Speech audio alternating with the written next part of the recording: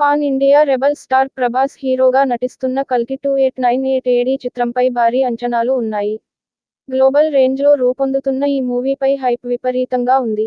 దర్శకుడు నాగస్విన్ ఈ dystopian science fiction మూవీని మైథాలజీతో గ్రాండ్ స్కేల్లో తెరకెక్కిస్తున్నారు. 6000 సంవత్సరాల మధ్య జరిగే స్టోరీ ఈ చిత్రంలో ఉంటుందంటూ ఇటీవల ఈ మూవీపై మరింత ఆసక్తిని ఆయన పెంచేశారు. చాలా మంది సెలబ్రిటీలు కూడా ఈ చిత్రం ఆశ్చర్యపరిచేలా ఉంటుందని కామెంట్లు చేశారు. దీంతో కల్కి మూవీ ఎప్పుడెప్పుడు వస్తుందా అని ప్రేక్షకులు ఎదురు చూస్తున్నారు. కల్కి 2898 ఏడీ చిత్రాన్ని మే 9వ తేదీన రిలీజ్ చేస్తామని మూవీ టీం ప్రకటించింది.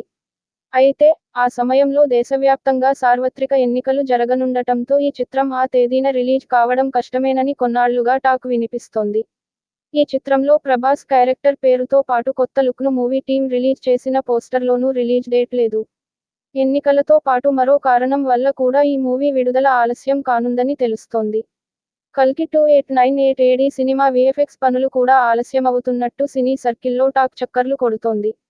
గ్రాఫిక్స్ అనుకున్న సమయానికి పూర్తి కాకపోతుండడం కూడా ఈ చిత్రం వాయిదాకు కారణం కానుందని తెలుస్తోంది.